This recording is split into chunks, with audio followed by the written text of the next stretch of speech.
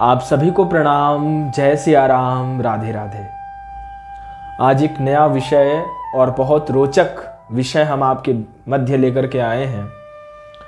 हालांकि चर्चा इन दिनों उसी विषय पर चल रही है, तो मुझे लगा कि उस विषय को लेकर के कुछ ऐसी बातें आप लोगों के बीच में कही जाएं जो तर्कसंगत है और प्रामाणिक है। आप सभी मेरे हाथ में ये ग्रंथ देख रहे हैं। ये ग्रंथ सभी इससे परिचित होंगे। बहुत प्यारा ग्रंथ है और बहुत आध्यात्मिक ग्रंथ है, रामचरितमानस।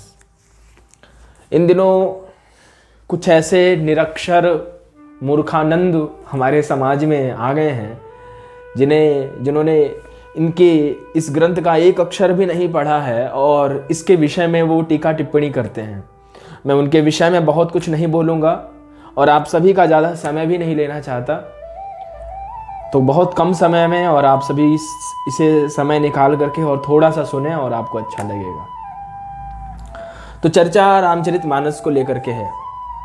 कुछ मूर्खानंद, कुछ समाज में ऐसे विधर्मी लोग आ गए हैं जिसके कारण जो कह रहे हैं कि रामचरितमानस में भेद है, रामचरितमानस समाज को तोड़ने का काम कर रहा है, रामचरितमानस ने समाज को तोड़ा है, या और भी बहुत सारी बातें। वो रामचरितमानस को ग्रंथ नहीं मान रहे हैं, वो प्रमाणिक नहीं मान रहे हैं। तो रामचरितमानस को प्रमाणित किसने किया, हम आज ये जानेंगे। बाबा तुलसीदास जी के द्वारा लिखित जो रामचरितमानस है, इसको प्रमाणित किसने किया और इसका प्रमाण क्या है। इसमें जो लिखा है वो आध्यात्मिक है, वो सत्य है, या ऐसे ही बाबा तुलसीदास जी ने लिखा। तो आप सभी की जानकारी के लिए बता दूं, ये ग्रंथ बहुत प्रामाणिक है और इसको प्रमाणित किया है हमारे भोलेनाथ, हमारे महादेव ने। इसको प्रमाणित किया है बाबा विश्वनाथ ने। बहुत प्यारी और बहुत रोचक घटना है। जब आज से 500 वर्ष पहले, आज से 500 वर्ष के आसपास 1500वीं शताब्दी में ही बाबा तुलसीदास जी जब हुए और इस ग्रंथ को लिखा, रामचरितमानस जी को लिखा, और लिखने के बाद जब ये ग्रंथ समाज में आया तो समाज के उस समय पर भी ऐसे बहुत सारे विधर्मी, बहुत सारे ऐसे लोग जो राम के नहीं थे, ऐसे बहुत सारे। और ये जो लोग हैं ये दूसरे धर्म के लोग नहीं थे, ये हमारे ही धर्म के लोग थे। जैसा कि अब हम देख रहे हैं कि एक हिंदू ही दूसरे हिंदू की टांग खींचता है। हालांकि स्वामी प्रसाद मौर्य, जिनका नाम मैं बहुत स्पष्ट लेके बोल रहा हूँ, वो हिंदू नहीं है। मेरी जानकारी में जहाँ तक सूचना आई है कि उन्होंने कोई दूसरा धर्म स्वीकार कर लिया है, तो वो हिंदू नहीं है। जो राम का नहीं है वो हिंदू नहीं है, सीधी सी बात है। जो राम का नहीं वो हिंदू नहीं, जो राम का है वही हिंदू है। तो उस समय में भी बहुत सारे ऐसे तथाकथित हिंदू थे जिन्होंने रामचरितमानस का विरोध किया, और उसके बाद उसको लेकर के एक बहुत बड़ी सभा हुई। और उस समय में और आज के भी समय में काशी विद्वानों की भूमि हुआ करती है। काशी संस्कृत भूमि है, काशी विद्वानों की धरती है। वहां पर एक से एक विद्वान हुआ करते थे और अभी भी होते हैं। तो वहां के संतों के मध्य, वहां के विद्वानों के मध्य रामचरितमानस को लेकर चर्चा शुरू हो गई। अब इस ग्रंथ को प्रमाणित कौन करे। तो फिर निर्णय हुआ कि ये ग्रंथ अब अगर कोई प्रमाणित कर सकता है तो वो केवल भगवान शिव ही इसे प्रमाणित कर सकते हैं। तो घटना ये घटती है कि सारे ग्रंथ, सारे हमारे वेद, पुराण, उपनिषद, धर्मशास्त्र, मीमांसा, विद्याध्येताश्च 14 प्रकार की विद्याओं से संबंधित जो ग्रंथ थे, उन सभी ग्रंथों को भगवान विश्वनाथ के गर्भगृह में रखा गया।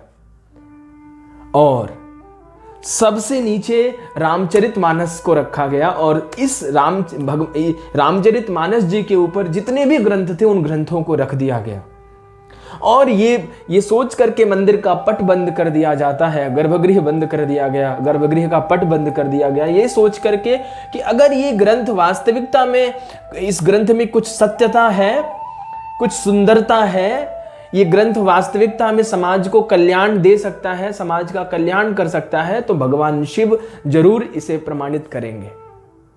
क्योंकि भगवान शिव, बाबा विश्वनाथ तो जागृत शिव हैं, मेरी मेरी दृष्टिकोण में एक बहुत प्यारी बात और मैं आप सबको बोल रहा हूं, जिसने जीवन में शिव का दर्शन किया, बाबा विश्वनाथ का जिसने दर्शन किया है, भगवान विश्वनाथ का जिसने दर्शन किया है, वो कभी नरकगामी नहीं हो सकता। वो शिवलिंग नहीं है, वो जागृत शिव का विग्रह है साहब, जागृत शिव का विग्रह। जैसे हमारे वृंदावन में जिसने बांके बिहारी का दर्शन कर लिया, राधा वल्लभ का दर्शन कर लिया, ये कोई मूर्ति नहीं है, ये कोई विग्रह नहीं है, ये तो भगवान ही है, ये तो उनका नित्य स्वरूप है।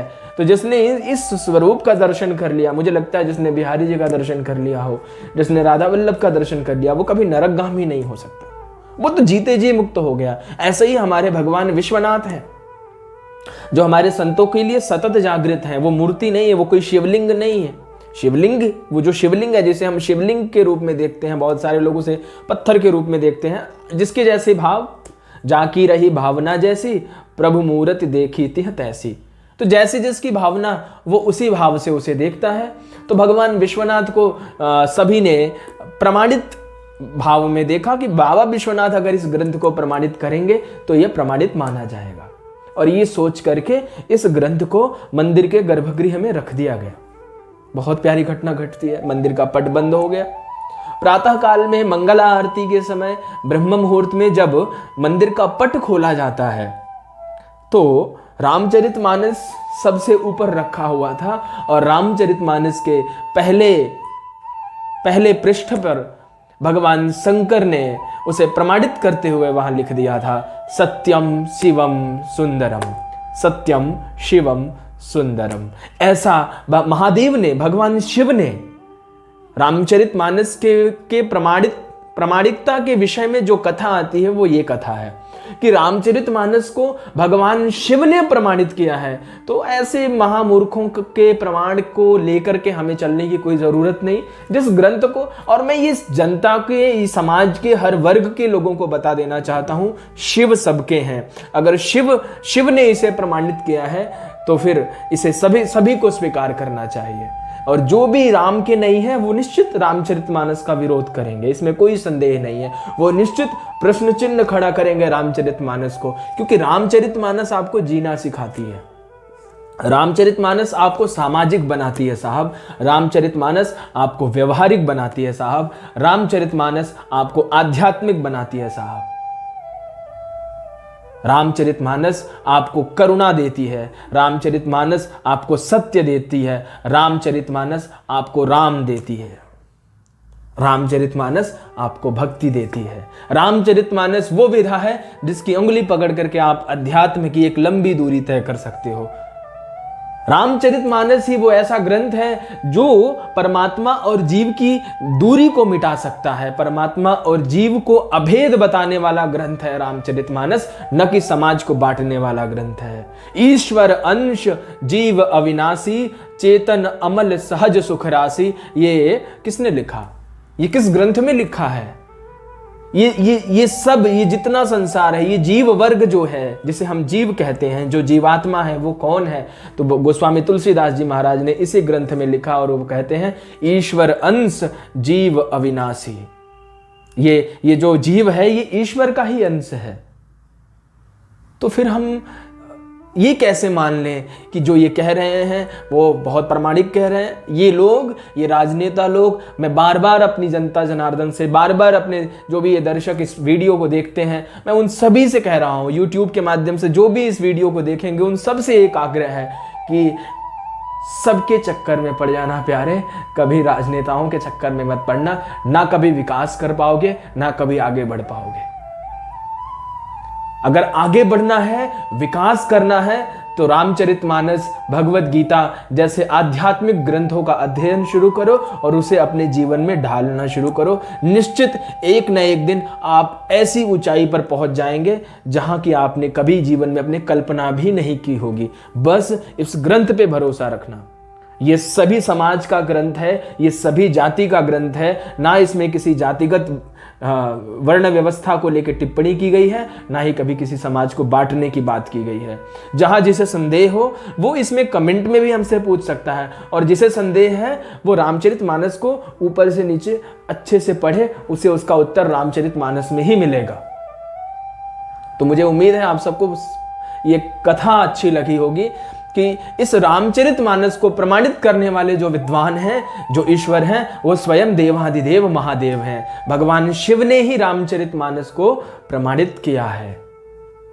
तो इससे बड़ा प्रमाण कौन दे सकता है? इससे बड़ा प्रमाणित व्यक्ति कौन हो सकता है? शिव ने इसे प्रमाणित किया है इस ग्रंथ को। इसलिए ये वेदों से कम नहीं है, ये गीता से कम नहीं है, हमारे शास्त्रों से कम नहीं है। ये हमारे लिए उतना ही पूज्य ग्रंथ है जितना हमारे लिए वेद है, क्योंकि इसे शिव ने अपने नाम से इसे प्रमाणित किया और लिखा सत्यम शिवम सुंदरम।